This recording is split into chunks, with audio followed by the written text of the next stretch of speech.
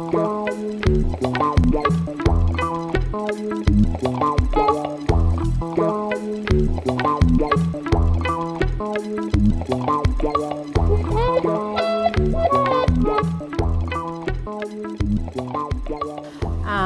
of all, I would like to thank the organizer for their kind invitation. It's a real pleasure for me to be here.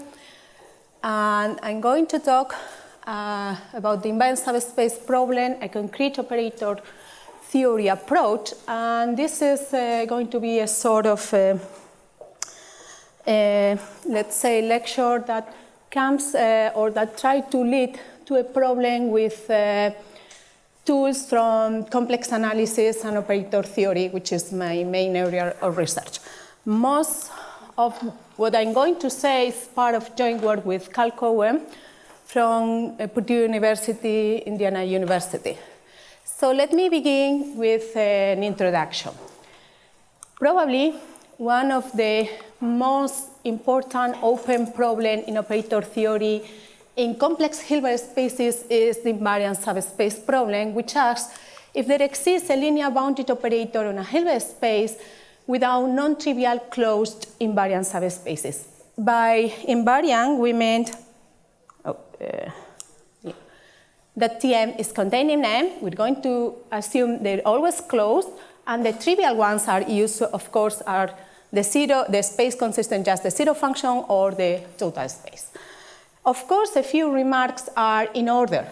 If you're dealing with complex Hilbert spaces that are finite dimensional, then the answer is yes. This is just a consequence of the canonical Jordan form, and every linear bounded operator has a non-trivial closed invariant subspace. So that's set up.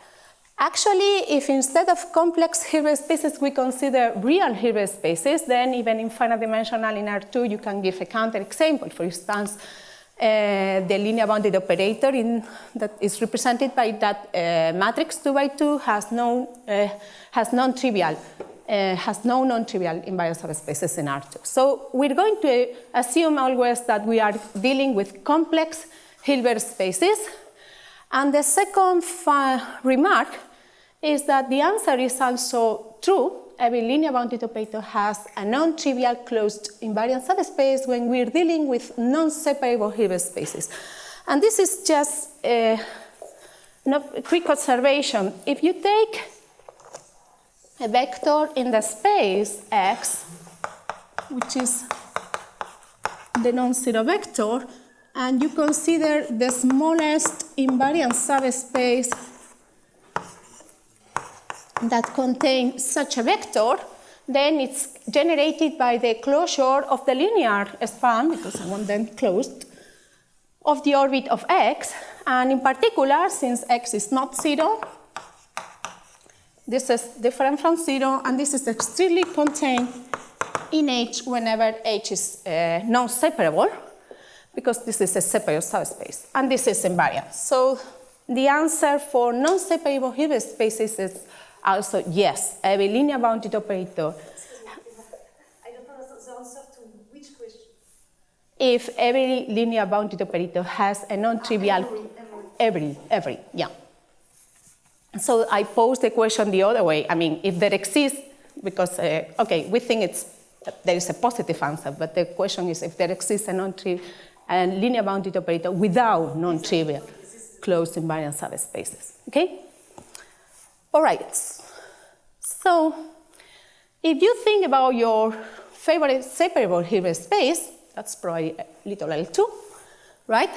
And one of the main problems that we face when we try to tackle this problem is that we do really understand very, very few operators. And on the other hand, the problem makes sense because what you want is to understand the structure of the operator through its invariant subspaces. That's the main goal for this question in some sense. But for instance, consider the most simple operator you can think about, that's the Schiff, the right Schiff operator. And it's if you ask about the characterization of the invariant subspaces for the Schiff operator, what you try to do is firstly trying to see if there is any eigenvalue here, but we know that the point spectrum of such an operator is empty, and therefore we cannot deduce anything from there. But it's long time ago, 1950, there was a classical theory developed by Berlin, and the invariant subspaces of the chief operator are related to the inner-outer decomposition of the Hardy space functions. Basically, H2, if you consider the Hardy space H2, the analytic functions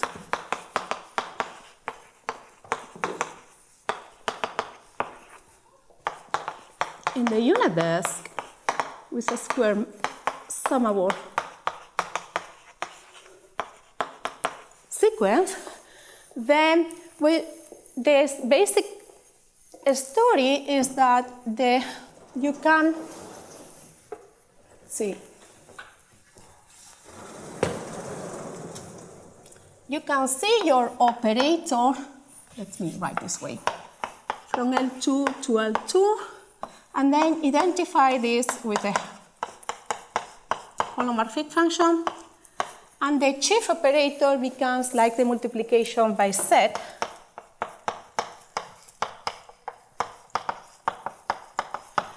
And here, what we know about H2, HP, indeed, Nevalina class that arrived up yesterday, is that every function in H2 has an inner and outer decomposition, right? A function I is inner. That means that it's an H infinity function in the unit disk, and the radial limits are of modulus 1 almost everywhere on the unit circle. So Berlin's theorem tells you that every invariant subspace for the chief operator, let me write it here, is of the form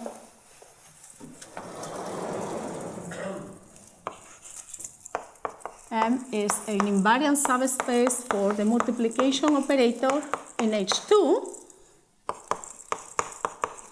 If and only if M is phi times H2 with phi in it. And indeed, one can deduce where to find that inner. This is a characterization up to a modulus, up to a constant of modulus 1. So basically, we solve the characterization of the subspaces of this operator in terms of inner function. But there is a problem here. We don't know how to come back. In other words, there is no known characterization of the Taylor sequences of inner function. This is completely unknown. So we cannot say which are the invariant subspaces for this operator, just telling you which are the Taylor series of the inner functions. In any case, what we know is that there are classes of operators that they do have invariant subspaces, for instance, normal operators, those that commute with their adjoint, and this is a consequence of a spectral theorem, or compact operators. For those, we know the spectrum consists of a sequence of eigenvalues, probably it's empty, right, tending to 0, and then union 0. If you have an eigenvalue, you're done.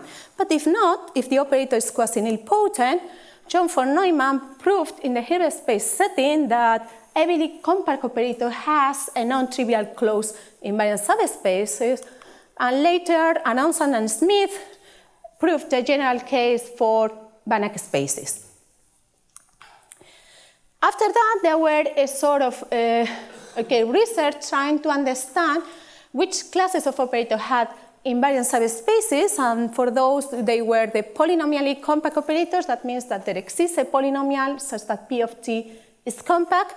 And Bernstein and Robinson proved in the Hilbert space setting that every polynomial compact operator had a non-trivial closed invariant subspace using a standard analysis, and non-standard analysis, sorry, and Helmholtz proved the corresponding result using just functional analysis. And many, many others contributed to this line of research. But what it was very surprising, it was a result that Per Enflo stated in the seminar Maurice Svars in the École Polytechnique, with the announcement that there exists a separable Banach space. Now we are in a Banach space, right, separable, and a linear bounded operator acting on B, which is injective and has a dense range, such that it has no non-trivial closed invariant subspaces. It has to be injective, otherwise the kernel is a closed invariant subspace, and it has to be with a dense range, otherwise the closure of the range, it's an invariant subspace. So his proof took more than 10 years to be checked, and in the meantime, Charles Reid constructed several examples of operator in the Banach space setting without non-trivial closed invariant subspaces, and the most natural one is the one constructed in little L1. So the big open question, which remains open by now, is does every linear bounded operator T acting on a separable reflexive complex Banach space? Because no one of those Banach spaces were reflexive. Little L1 we know, and the space that M-Flow constructed is not also reflexive. It's very, very complicated space. Or in a Hilbert space, have a non-trivial closed invariant subspace. That's the big question, and this is what I'm going to talk about. And okay, there have been many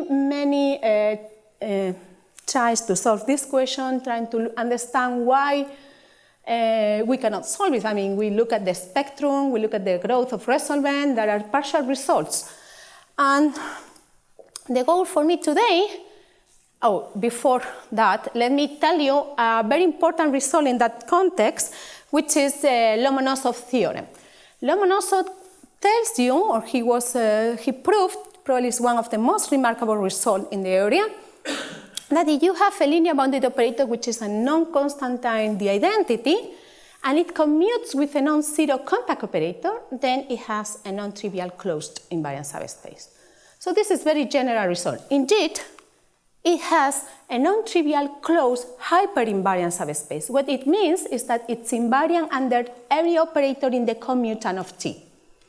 So basically, you can see Lomonosov theorem in a different way. Avoiding triviality, if you have an operator which commutes with an operator that commutes with a compact operator, of course, I'm not assuming that it's Constantine the identity and the operator is not zero, compact operator, and so on, then this operator has an invariant subspace. So somehow you want to see that there is a non-zero compact operator in the bicommutant of T. And for some time, some people, were thinking maybe every operator satisfies Lomonosov hypothesis. Maybe we're able to find a non-zero compact operator in the bicommutant. And the answer to that was provided by Hadwin, Norgren, Rajavi, and Rosenthal. And the answer is no. They constructed a quasi-analytic sheaf on a weighted L2 with the following property. If K is a compact operator which commutes with a non-zero non-scalar operator in the commutant of S, then automatically K is zero. But such an operator that they constructed, which is a weighted sheaf, the quasi-analytic is because the weight satisfies certain growth conditions. I'm not going to go on details about that, but the basic story here is that this operator has invariant subspaces for another reason. So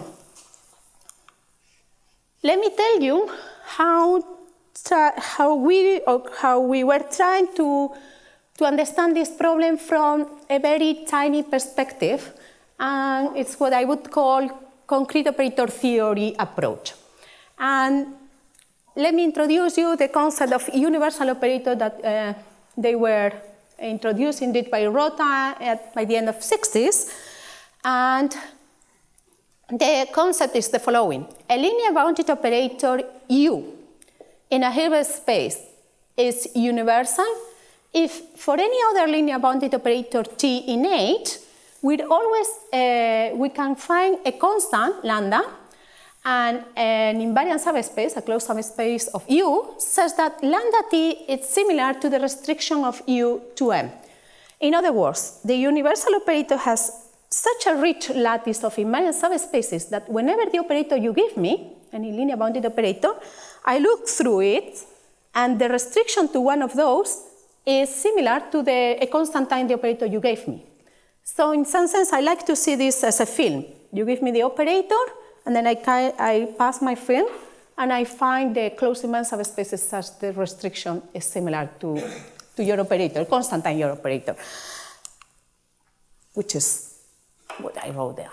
And indeed, what Rota did was giving an example of such a strange operator. And this is the adjoint of the unilateral sheaf of infinite multiplicity.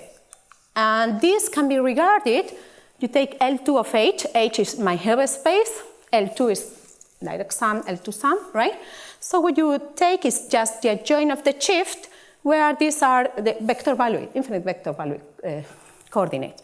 But if you don't like that one, that's probably not so nice in some sense, I will tell you one that it's probably much better. If you fix a number, positive number, imagine 1, and consider the operator defined on L2 0 infinity into L2 0 infinity such that it shifts the graph of f 1 unit to the left, that operator is universal.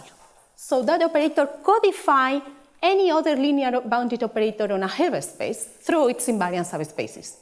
And this is very appealing, your operator, in some sense, and it is really related to Fourier transform and harmonic analysis.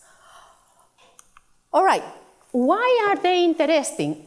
Why universal operators are interesting? Okay, the basic reason, at least for me, is that you can solve the invariant subspace problem.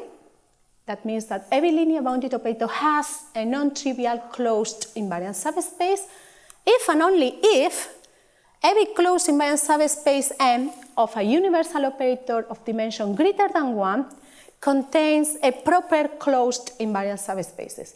And this is easy to see. If every linear bounded operator has a non-trivial closed invariant subspace, then such an operator is codified through U to one of its invariant subspace. So if T has an invariant subspace, T restricted to that subspace M has to have an invariant subspace. But the converse is also true.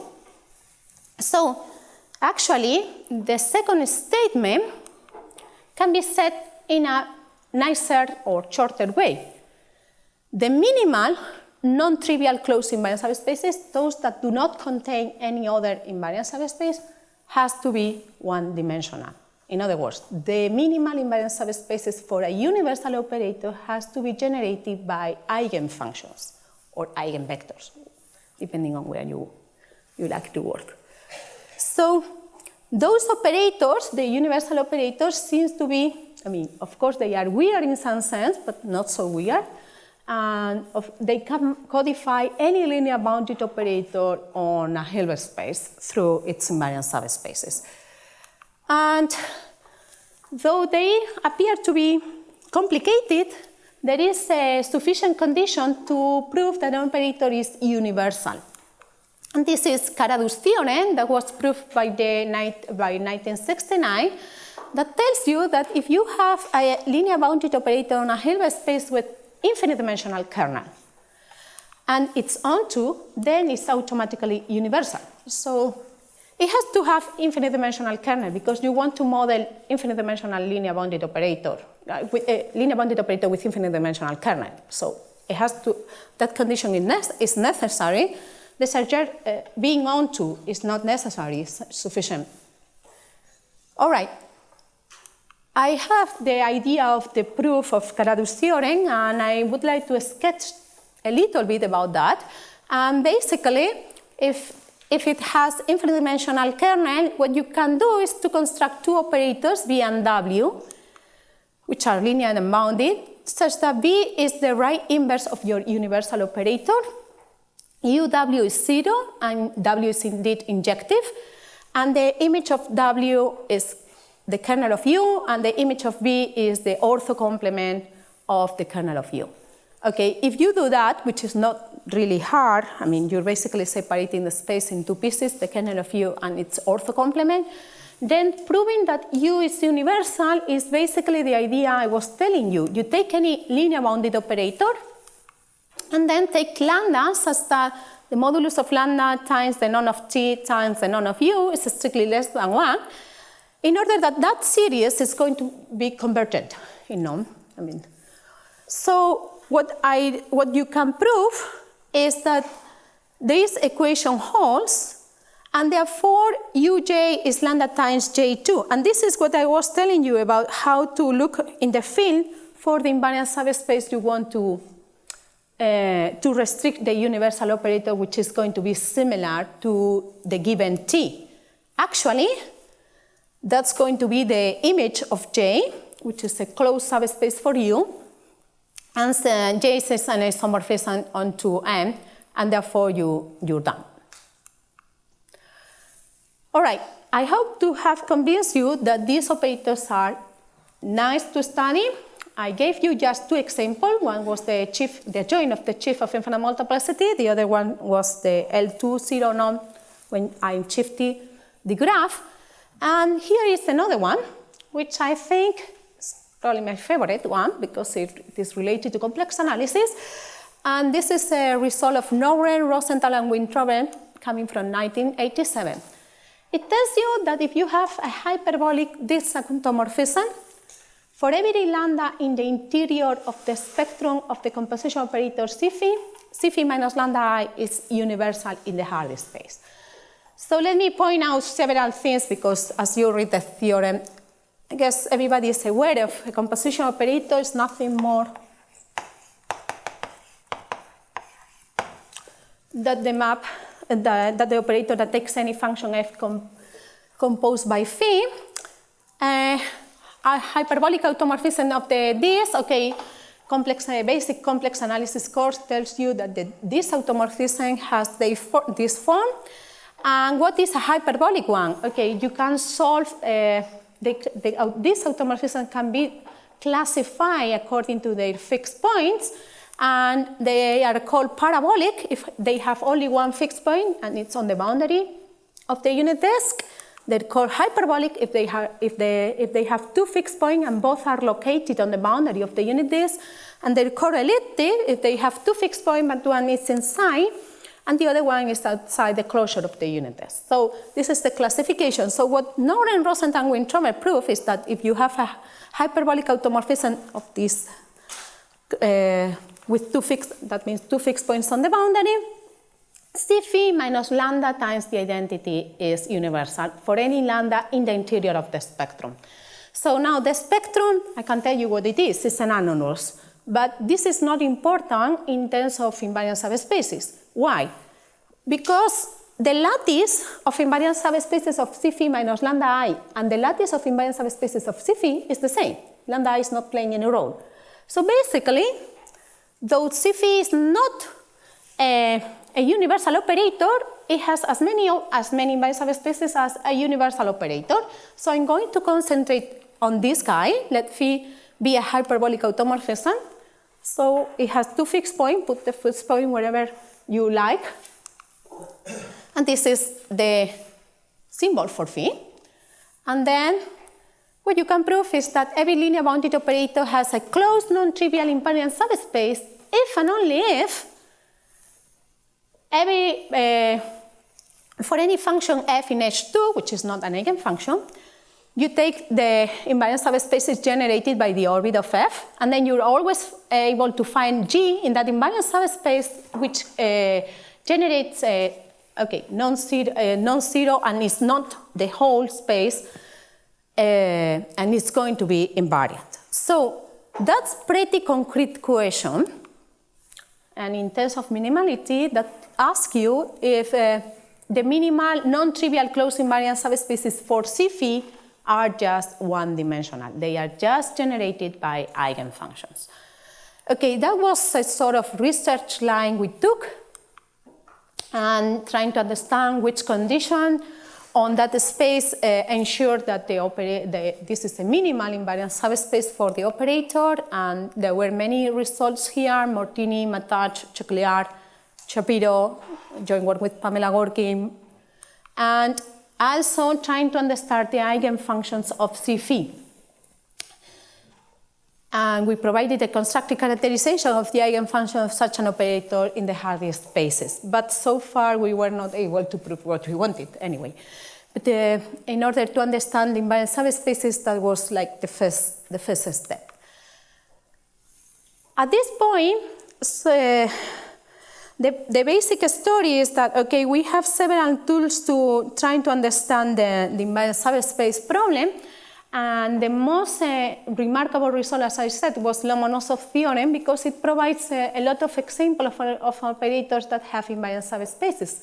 So we had a sort of naive question. Okay, if we have a universal operator, this guy knows every operator in my Hilbert space. Could we make a universal operator commuting with a non-zero compact operator in a non-trivial way, because you always can make direct sum of 0 plus k and so on. So in a sort of non-trivial way. And let me tell you about the examples I gave you, the adjoint of the chief of infinite multiplicity, that can be seen also as the multiplication, as the adjoint of the multiplication operator by a singular inner function or an infinite Lasker product. Those guys appeared yesterday also in a talk.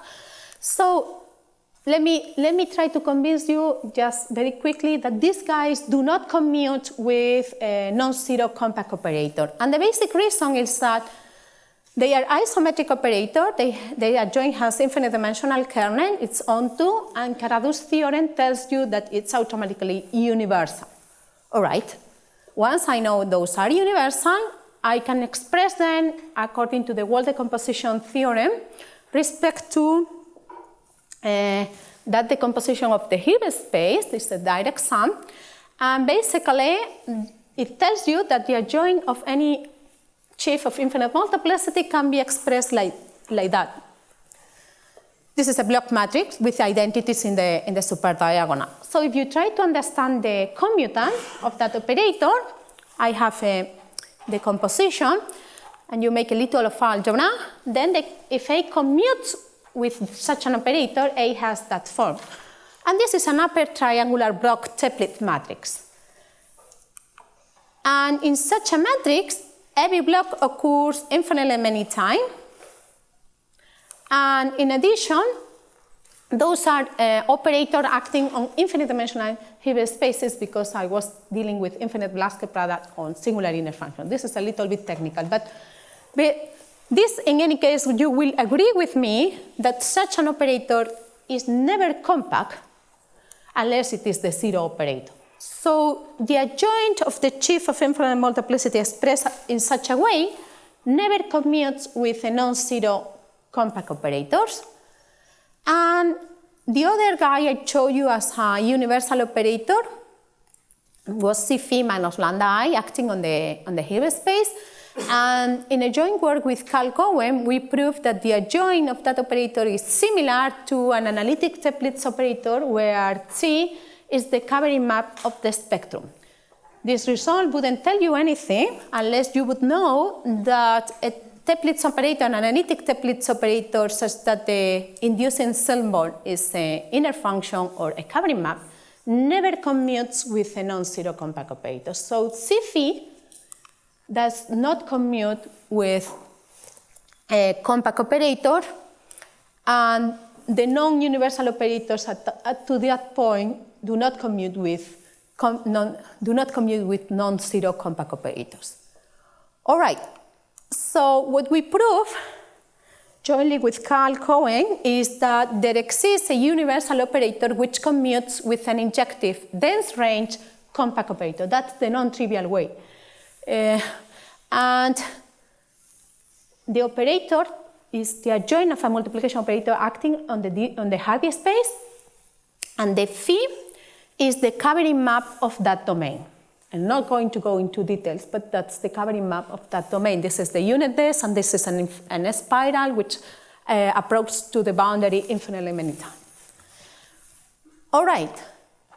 So we have seen some universal operators which commute with compact ones and others that do not.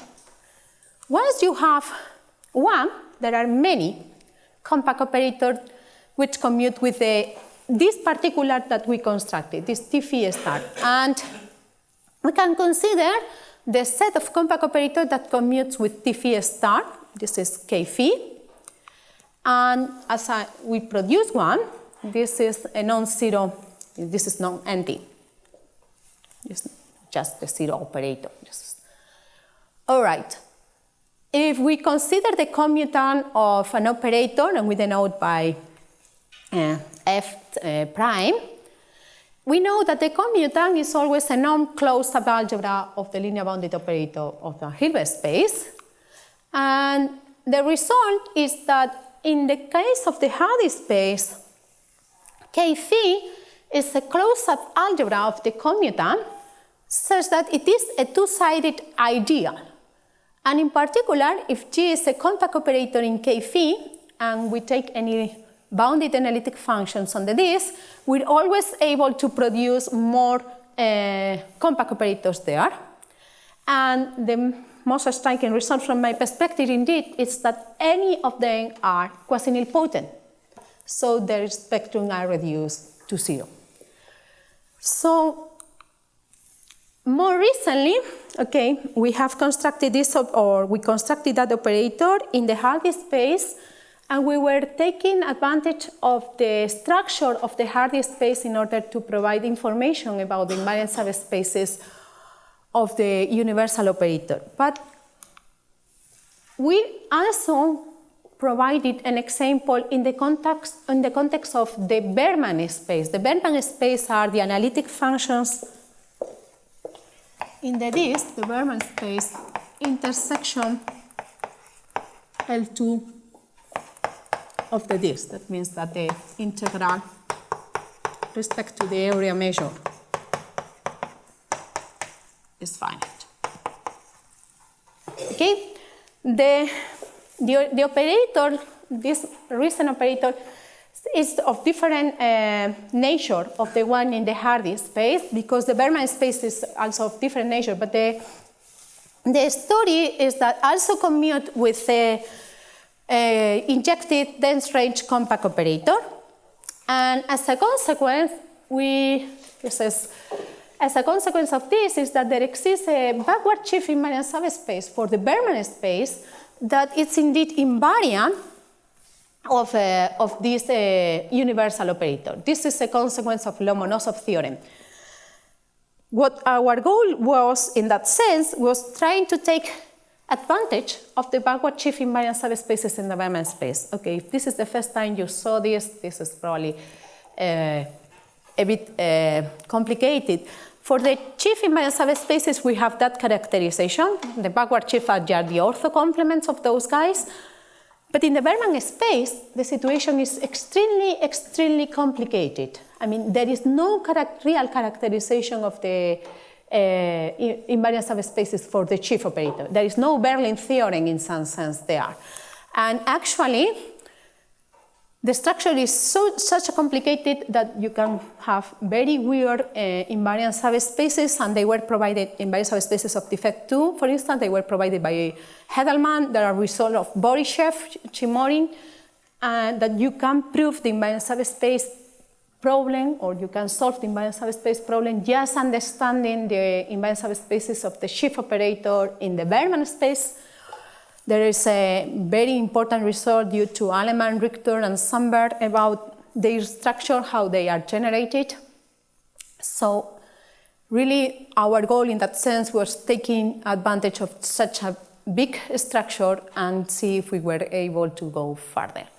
So let's see, I have 5 minutes left, right?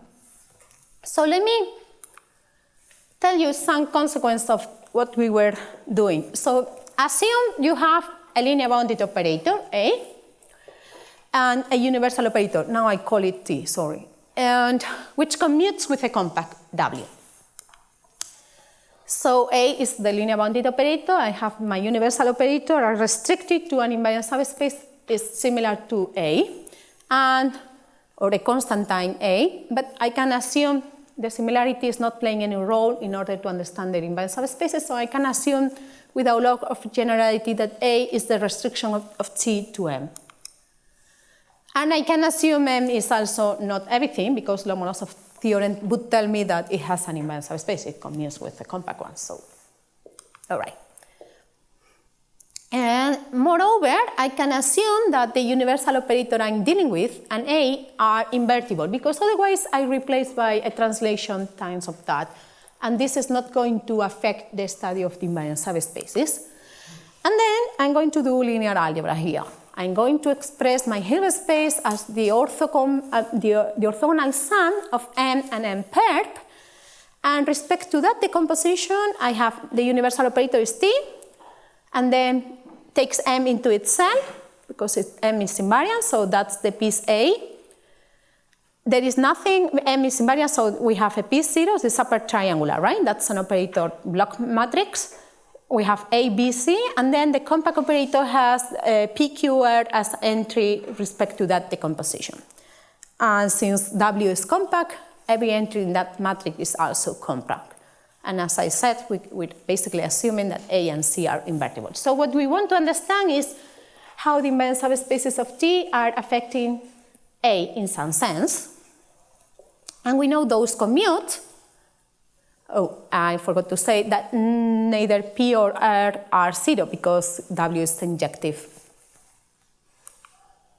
So since they do commute, we have those relationships.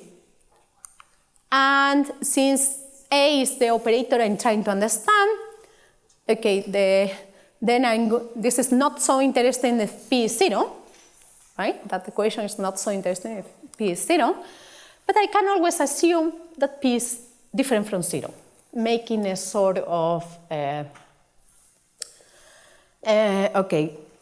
making a sort of transformation in the space. I can always assume that P is different from 0. This is a bit technical lemma, but assume that P is different from 0.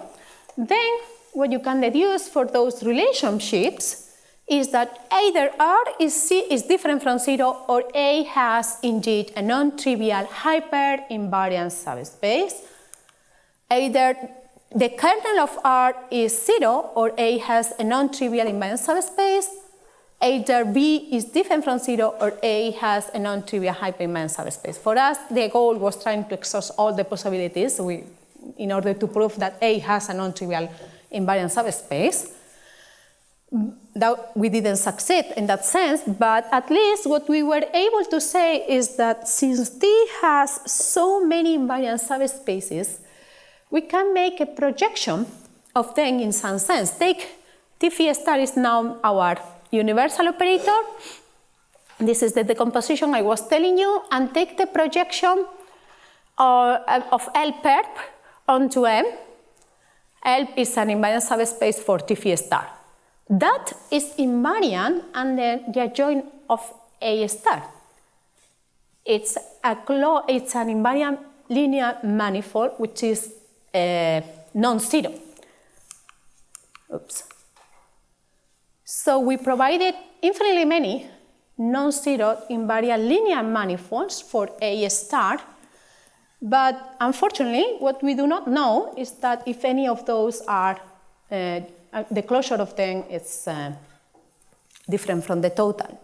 We have infinitely many. So the question to finish is that is any of those proper 8-star invariant linear manifolds non-dense? Because if that would be the case, then we would have the invariant subspace problem solved. All right, I think this is all I wanted to say. Thank you.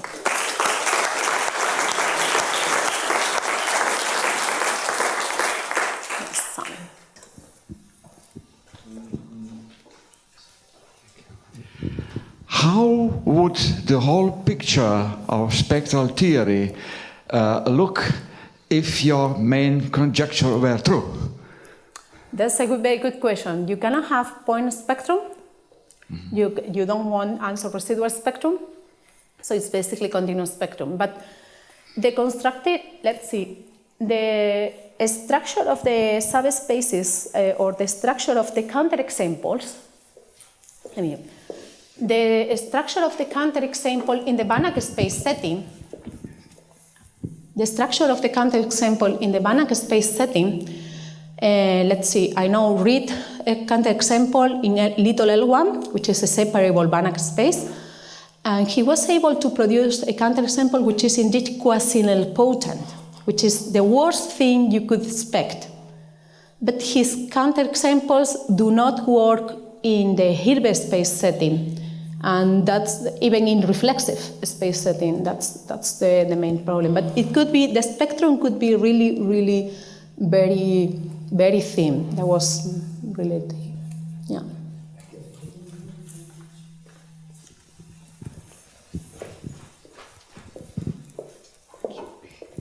More questions or remarks? So I have one of a slightly personal nature, which is the following.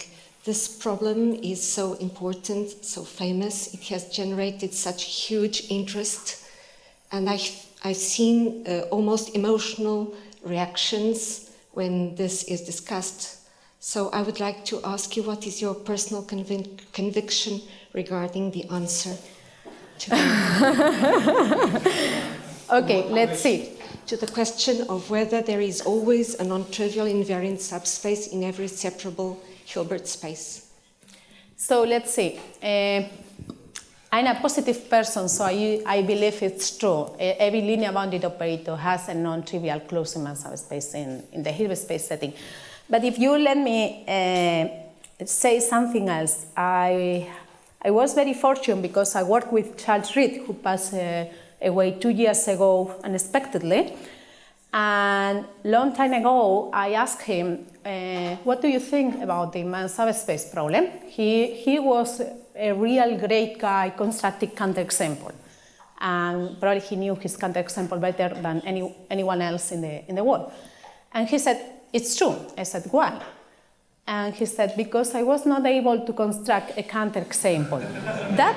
That probably sounds pretty arrogant in some sense, but what it is true is that he was trying to construct counterexamples so hardly, and he knew all these tools in the separable Banach space setting that I believe that was the right answer in some sense. So basically what I believe is that it's true, and the basic problem we face, and this is probably a big community in that sense, is that we do not understand really operators in Hilbert spaces. We do understand very, very few of them, even linear bounded operator, because I know here people like unbounded one, but we do understand very few operators in terms of their invariant subspaces, and that's the basic problem we really have here.